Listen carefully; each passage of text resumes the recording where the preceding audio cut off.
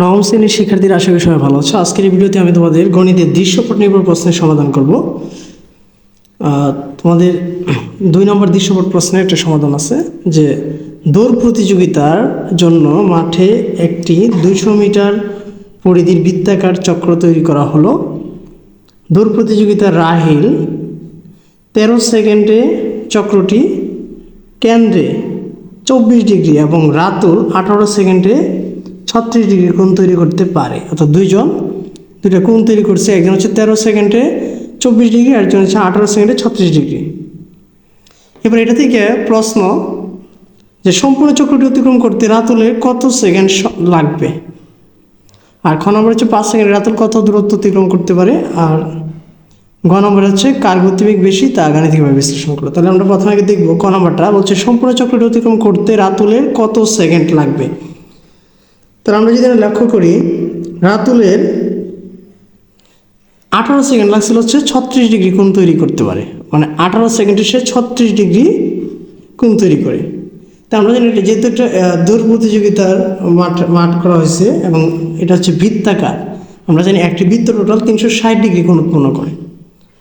তো আমরা এই স্টার্ট করার সময় ক নম্বরে প্রথম আগে এবার লিখব যে আমরা জানি বৃত্তের কেন্দ্র সৃষ্ট মোট কোণের পরিমাণ হচ্ছে কত ডিগ্রি, 360 ডিগ্রি। অর্থাৎ বৃত্ত টোটাল 360 ডিগ্রি কোণ উৎপন্ন করে।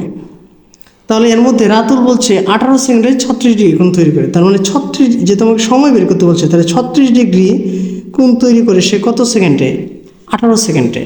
তাহলে আমি কথাটা এইভাবে লিখব যে রাতুল 36 ডিগ্রি কোণ তৈরি করে কত সেকেন্ডে, 18 সেকেন্ডে। সম্পূর্ণ চক্রটি বের করতে হচ্ছে, সম্পূর্ণ চক্রটি মানে কত ডিগ্রি হবে, তাহলে 360। তাহলে 36 ডিগ্রি কোণ তৈরি করে 18 সেকেন্ডে, সুতরাং 1 ডিগ্রি কোণ তৈরি করে, আরও কম, উপরে থাকবে 18, নিচে থাকবে কি 36। এবার আমরা লিখব হচ্ছে 360 ডিগ্রি কোণ তৈরি করে, 360 থাকবে কোথায়, 18 কোণ 360 উপরে, নিচে থাকবে কি 36। তো এটা ভাগ করে দিলে কত হয়ে যাবে 10, 10-এর সাথে 18 গুণ করলে কত হবে 180 সেকেন্ড। ঠিক আছে, তার মানে রাতুল পুরা চক্রটি অতিক্রম করতে তার সময় লাগবে হচ্ছে 180 সেকেন্ড। ঠিক আছে, আশা করি ক নম্বরটা বুঝতে পেরেছ। খ নম্বরটা বলছে যে 5 সেকেন্ডে রাতুল কত দূরত্ব অতিক্রম, 5 সেকেন্ডে কত দূরত্ব, এখন দূরত্ব বের করতে বলছে। তো দূরত্ব যদি বের করতে হয় তাহলে অবশ্যই কথাটাকে ঘুরে লিখতে হবে। তাহলে খ নম্বর দিয়ে আমরা আগে প্রথমে এবার লিখতে পারি যে রাতুল সম্পূর্ণ চক্রটি অতিক্রম করেছিল কত সেকেন্ডে, 180 সেকেন্ডে। তো টোটাল চক্রটা, বৃত্তাকার চক্রটা কত মিটার, আমরা যদি খেয়াল করে আসি, এই যে আমাদের প্রশ্ন কিন্তু আছে যে বৃত্তাকার পরিধিটি দৈর্ঘ্য হচ্ছে 200 মিটার, তার মানে সে 180 সেকেন্ডে টোটাল 200 মিটার গেছিল। তাহলে আমরা এখানে এইভাবে লিখতে পারি যে রাতুল যে 180 সেকেন্ড অতিক্রম করে 200 মিটার, এত সেকেন্ড অতিক্রম করে কত মিটার, 200 মিটার। তাহলে 1 সেকেন্ড অতিক্রম করে কি আরও কম হবে, 200/180। এবার এখানে কিন্তু প্রশ্নে বলে দিচ্ছে যে সে 5 সেকেন্ডে কত দূরত্ব অতিক্রম করে। তাহলে আমরা কিন্তু এখন লিখতে পারি যে সুতরাং 5 সেকেন্ডে অতিক্রম করে তার কি 5 গুণ হবে, তাহলে 200 গুণ 5, নিচে কি 180। ঠিক আছে, তো এবার আমরা এই 0 0 কেটে ফেলি, আবার যদি আমরা 2 দ্বারা কাটাকাটি করি হবে 9, এখানে হবে কত 10। তাহলে 5 10-এ 50, আর নিচে কি থাকবে 9। এবার 9 দ্বারা যদি আমরা 50-কে ভাগ করি তাহলে কত হবে 5.65 মিটার। অর্থাৎ রাতুল 5 সেকেন্ডে টোটাল 5.65 মিটার সে অতিক্রম করতে পারে। ঠিক আছে, এবার দেখব হচ্ছে গ নম্বর বলছে কার গতিবেগ বেশি তা গাণিতিকভাবে বিশ্লেষণ করো। কার গতিবেগটা বেশি তা যদি গাণিতিকভাবে বিশ্লেষণ করতে হয় তাহলে দুজনেই আমার কি, আমি এখানে রাতুলটা বের করছি, তারপরে তো আমার কি বের করতে হবে, রাহিলেরটাও বের করতে হবে। তাহলে গ নম্বর দিয়ে প্রথম আগে লিখব যে রাতুল 5 সেকেন্ড অতিক্রম করেছিল হচ্ছে কি 50/9, এটা কোথেকে আসছে, খ হতে প্রাপ্ত। এটাই কিন্তু আমরা যে সময় মিটার প্রকাশ করেছিলাম যে 5.56 মিটার, এটা খ থেকে আমরা পাইলাম। তো রাতুল 1 সেকেন্ডে কতটুকু অতিক্রম করে, আরও কম, তাহলে 50 আর নিচে কি ছিল 9, এই 5টা কোথায় চলে যাবে, নিচে চলে আসবে। 5 দ্বারা যদি আমরা 50-এর ভাগ করি তাহলে কত হবে 10, তার মানে কি 10/9 দিয়ে যদি আমি ভাগ করি তাহলে কত হবে 1.11 মিটার পার সেকেন্ডে রাতুল অতিক্রম করে কত 1.11 মিটার। এবার রাহিলেরটা যাব। রাহিল 24 ডিগ্রি কোণ তৈরি করে কত সেকেন্ডে, 13 সেকেন্ডে। তাই রাহিলের জন্য তো এটা বৃত্তকার, একটা বৃত্তকার হচ্ছে 360 ডিগ্রি, তাহলে আমরা লিখব হচ্ছে 1 ডিগ্রি কোণ তৈরি করে কি আর কম সেকেন্ডে, তার মানে কি হবে 13/24। এবার 360 ডিগ্রি কোণ উৎপন্ন করে, তার মানে কি এটা 360 গুণ হবে, তো লিখতে পারি কি 13 গুণ 360 ভাগ হচ্ছে 24। এবার 24 দ্বারা যদি আমরা 360কে ভাগ করি তাহলে কত হবে 15, 15-এর সাথে যদি আমরা 13 গুণ করি তাহলে কত হবে 195। তার মানে রাহিল 360 ডিগ্রি কোণ তৈরি করে কত সেকেন্ডে 195 সেকেন্ডে, আর রাতুল যেটা করতো 180 সেকেন্ডে। এবার আমরা এইভাবে লিখতে পারি যে 195 সেকেন্ডে অতিক্রম করে কত মিটার, 200 মিটার। যেহেতু পুরো বৃত্তাকার মাঠটি ছিল হচ্ছে 200 মিটারের, তাহলে 195 সেকেন্ড অতিক্রম করে কত মিটার, 200 মিটার। 1 সেকেন্ড অতিক্রম করে আরও কম হবে, তাহলে 200/195। তো এটাকে যদি আমরা ছোট করে ফেলি, ঠিক আছে, 8 দ্বারা যদি কাটাকাটি করি তাহলে হচ্ছে এটাকে যদি আমরা 5 দ্বারা কাটাকাটি করি তাহলে হবে 40, আর 5 দ্বারা এটাকে ভাগ করলে হচ্ছে 39। 39 দ্বারা যদি 40কে ভাগ করি তাহলে হচ্ছে 1.03। তাহলে আমরা এখানে দেখতে পাচ্ছি 1.03 হচ্ছে সে অতিক্রম করে পার সেকেন্ড অতিক্রম করে 1.03 মিটার, আর রাতুল করে হচ্ছে পার সেকেন্ডে 1.11 মিটার। তাহলে আমরা দেখতে পাচ্ছি যে সে অবশ্যই কি বেশি, কারণ 1.11 মিটার আর সে করতেছে 1.03 মিটার, তার মানে বেশি আছে কি রাতুল। তার মানে আমরা লিখতে পারি যে দুজনের গতিবেগ থেকে কি রাতুলের গতিবেগ সবচেয়ে বেশি। ঠিক আছে, আমি কিন্তু আবার বলতেছি প্রথমে এগুলা যে ডিগ্রিতে দেওয়া আছে, আমরা টোটাল একটা বৃত্ত 360 ডিগ্রি, 360 ডিগ্রি কোণের জন্য একটা সেকেন্ড বের করব, তারপর হচ্ছে সেকেন্ড থেকে আমরা আবার কি মিটারে যাব, যে এই এত সেকেন্ডে অতিক্রম করে এত মিটার, 1 সেকেন্ডে পার সেকেন্ডে কত, তাহলে কিন্তু আমরা উত্তরটা পেয়ে যাব। তো আশা করছি যে এই দৃশ্যপট নির্ভর এই সৃজনশীল প্রশ্নটার সমাধান তোমরা বুঝতে পেরেছ। শুরু থেকে শেষ পর্যন্ত অঙ্কটা দেখলে তোমরা সহজে বুঝতে পারবে। তো এবার এরকম আরেকটা সৃজনশীল প্রশ্নে যাব, যেটা হচ্ছে এই লগারিদম চ্যাপ্টার থেকে আছে, সূচক লগারিদমের। 1999 সালের জুলাই মাসে কক্সবাজার মহেশখালীতে 5.2 মাত্রার ভূমিকম্প রেকর্ড করা হয়েছিল। আচ্ছা, ভূমিকম্পের মাত্রা কোন স্কেলে পরিমাপ করা যায়, এটা হচ্ছে ক নম্বর প্রশ্ন। খ নম্বর হচ্ছে যদি ভূমিকম্পের মাত্রা 6.2 হয় তাহলে আগে ছিল হচ্ছে 5.2, আর নতুন করে যদি 6.2 হয় তবে মহেশখালীর ভূমিকম্প থেকে তা কত গুণ বেশি শক্তিশালী তা বের করতে হবে। আর গ নম্বর হচ্ছে কোন একটি স্থানে ভূমিকম্প মহেশখালীর ভূমিকম্প থেকে দ্বিগুণ শক্তিশালী হলে তার মাত্রা কত। তাহলে গ নম্বরে মাত্রা বের করতে বলছে, আর খ নম্বরে কি কত গুণ বেশি শক্তিশালী এটা বের করতে বলছে। প্রথমে ক নম্বর প্রশ্নে যায়, ভূমিকম্পের আমরা তো জানি ভূমিকম্পের মাত্রা কোন স্কেলে পরিমাপ করা যায়, এটা হচ্ছে কি রিক্টার স্কেলে। এটা হচ্ছে ক নম্বর প্রশ্নের সমাধান, যে ভূমিকম্পের মাত্রা রিক্টার স্কেলে কি পরিমাপ করা যায়। এবার আমরা ভূমিকম্পের অঙ্কের জন্য প্রথমে এখানে আসবো, যে বলছে যে যদি ভূমিকম্পের মাত্রা 6.2 হয় তবে মহেশখালীর ভূমিকম্প থেকে তা কত গুণ বেশি শক্তিশালী ছিল তা নির্ণয় করো। তাহলে প্রথমে একটা ভূমিকম্প সংঘটিত হয়েছিল, যার তীব্রতা হচ্ছে তার মাত্রা হচ্ছে 5.2, তারপর হচ্ছে 6.2। তো এটা করার জন্য প্রথমে আমরা ধরে নেব এভাবে, যে মনে করি পূর্বে ভূমিকম্পের তীব্রতা I1, আর পরবর্তী ভূমিকম্পের তীব্রতা ধরে নেব হচ্ছে I2, আর আদর্শ ভূমিকম্পের মাত্রা হচ্ছে S। এটা হচ্ছে সূত্র, আদর্শ ভূমিকম্পের মাত্রা হচ্ছে S, আর প্রথম ভূমিকম্পটা ধরলাম হচ্ছে I1, দ্বিতীয়টাকে ধরলাম হচ্ছে I2।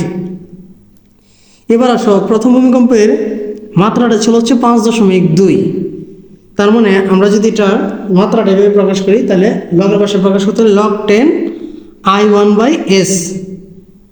I1 কেন, এটা হচ্ছে প্রথমটা I1/S, এটার মান কত 5.2। আবার যখন দ্বিতীয় আরেকটা পরবর্তীতে আরেকটা ভূমিকম্প সংঘটিত হয়েছে, এটা মাত্রা হচ্ছে 6.2, তাহলে এটা এভাবে লিখবো যে log 10 I2/S। I2 দেবো যদি হচ্ছে দ্বিতীয়টা I2/S, এগুলো হচ্ছে কি 6.2। এবার যদি এটাকে ধরি আমরা 1 নং আর এটাকে যদি ধরি 2 নং, 2 নং থেকে 1 নং যদি আমরা বিয়োগ করি তাহলে কিন্তু আমরা এখান থেকে কত গুণ বেশি শক্তিশালী এটা আমরা বের করতে পারবো। তা আমরা বিয়োগ করবো কীভাবে? এটা হচ্ছে 2 নং, 2 নং থেকে বিয়োগ করবো, তাহলে 2 নংটা আমার এখানে কি আছে? log 10 I2/s minus log 10 I1/s। এই যে log 10 I1/s আর log 10 I2/s। দ্বিতীয়টা থেকে প্রথমটা বাদ দিতেছি, দ্বিতীয়টা মাত্র হচ্ছে 6.2, প্রথমটা মাত্র হচ্ছে 5.2, 6.2 মাইনাস হচ্ছে কি 5.2। এবার দেখো লগে এটার সাথে এটা হচ্ছে কি গুণের সম্পর্ক, তাহলে log 10 দ্বারা যদি আমরা I2 গুণ করি তাহলে কি হবে? log 10 I2। এবার উপর থেকে যদি নিচে যায় তাহলে এখানে একটা মাইনাস হবে, উপর থেকে নিচে গেলে মাইনাস হয়ে যায়। log 10 দ্বারা যদি আজকে গুণ করি তাহলে কি হবে? log 10s। এই যে মাইনাস তো এখানে আসে, আবার log 10 দ্বারা যদি I1 কে গুণ করি তাহলে কি হবে? log 10 I1। এবার এখান থেকে এখানে গেলে নিচে গেলে আবার মাইনাস হওয়ার কথা, কিন্তু আগে একটা মাইনাস আছে, এই জন্য মাইনাস এখানে প্লাস হয়ে যাবে। অর্থাৎ ভাগের সম্পর্ক থাকলে আমরা জানি বিয়োগ হয়, কিন্তু আগে মাইনাস আছে বিধায় মাইনাস এখানে প্লাস হয়ে যাবে। log 10 দ্বারা আবার এসকে গুণ করলে কি হবে? log 10s। আর 6.2 থেকে যদি 5.2 বাদ দিই তাহলে কত হবে? 1 মাত্র। এবার আসো, এবার এখানে দেখো যে এই যে প্লাস log 10s আর হচ্ছে কি মাইনাস log 10s এ কাটাকাটি হয়ে যায়, তাহলে এখানে থাকবে কি log 10 I2 মাইনাস হচ্ছে কি log 10 I1 ইকুয়াল হচ্ছে কি 1। তো ভাগ বিয়োগ থাকলে হচ্ছে কি ভাগের সম্পর্ক, তাহলে প্রথমটা চলে যাবে কোথায়? উপরে। এখানে আছে log 10, এখানে আছে log 10, এই যে মিলে একটা 10 log 10, আর I2 থাকবে কোথায়? উপরে, I1 থাকবে কোথায়? নিচে, ইকুয়াল হচ্ছে কি 1। এবার এই যে এটা সমান সমান I2 বাই হচ্ছে I1, আর এখানে 10 যে আমরা জানি বেস হয়ে যায় পাওয়ার, পাওয়ার হয়ে যায় বেস, তাহলে এটা আছে কি বেস, এটা হয়ে যাবে কি পাওয়ার, এই পাওয়ার উপরে 10 এর উপরে কি 1 হয়ে গেল। আবার বলি লগে বেস হয়ে যাবে পাওয়ার, পাওয়ার হয়ে যাবে বেস, তাই 10 এর উপর 1 দেওয়া মানে কি শুধু 10। এবার যদি আমরা আর গুণ করি, এটা নিচে আমার একটা 1 আছে, ঠিক আছে, তাহলে I2 যেভাবে আছে সেভাবেই থাকবে, 10 এর সাথে কি হয়ে যাবে? I1টা গুণ হয়ে যাবে। তো 10 এর সাথে যদি I1 গুণ হয়ে যায় তাহলে কি I2 সমান সমান আমরা কি লিখতে পারি? 10 ইন্টু I1, অর্থাৎ 10 গুণ বেশি শক্তিশালী। অর্থাৎ যদি 6.2 মাত্রা ভূমিকম্প সংঘটিত হয় তাহলে পূর্বে থেকে অর্থাৎ 5.2 মাত্রা যে ভূমিকম্পটা ছিল এটা থেকে যদি এটা হয় তাহলে এটা হচ্ছে 10 গুণ বেশি শক্তিশালী হবে। আবার বলছি যে কত গুণ বেশি শক্তিশালী এটা বের করার জন্য অবশ্যই কি সমীকরণ বিয়োগ করতে হবে। তো এবার যাবো এরপরটাই গ নম্বরে। গ নম্বরে বলা হচ্ছে কোনো একটি স্থানে ভূমিকম্প মহেশখালী ভূমিকম্প থেকে দ্বিগুণ শক্তিশালী হলে তার মাত্রা নির্ণয় করো। আমরা তো মাত্র 10 গুণ দেখলাম, এখন হচ্ছে দ্বিগুণ শক্তিশালী হলে তার মাত্রা নির্ণয় করতাম। তো গ নম্বরটা করার জন্য প্রথমে আমরা আগে এভাবে লিখে নিব। আমি লিখলাম যে মনে করি পূর্বে ভূমিকম্পের তীব্রতা হচ্ছে কি I1, আর পরবর্তী ভূমিকম্পের তীব্রতার জন্য আমরা কি লিখছি 2I1, অর্থাৎ প্রথমটা থেকে দ্বিগুণ শক্তিশালী। আবার বলি এটা কেন আসছে, কারণ আমাকে বলছে দ্বিগুণ শক্তিশালী, এই জন্য কি 2I1 হচ্ছে প্রথমটা থেকে পরবর্তীতে কি দ্বিগুণ শক্তিশালী হবে। এবং আদর্শ ভূমিকম্পের তীব্রতা হচ্ছে কি আছে, এই সকলগুলো হচ্ছে সূত্র। এবার আসো, প্রথমটা ছিল হচ্ছে এরকম যে log 10 I1/s ইকুয়াল হচ্ছে কি 5.2, অর্থাৎ প্রথমে কি 5.2 মাত্রা ভূমিকম্প ছিল। আচ্ছা, এবার আমরা যদি এখানে I1/sটা শুধু এদিকে রাখি, আমি বলছিলাম বেস হয়ে যাবে পাওয়ার, তাহলে এটা কি আছে? এটা হচ্ছে আমাদের কি বেস, তাহলে এটা হয়ে যাবে কি পাওয়ার, অর্থাৎ 10 এর উপরে এই পাওয়ারটা হয়ে যাবে। এই 10 এর উপরে আমরা এই পাওয়ারটা এখানে লিখতে পারি, যেটা হচ্ছে কি I1/s।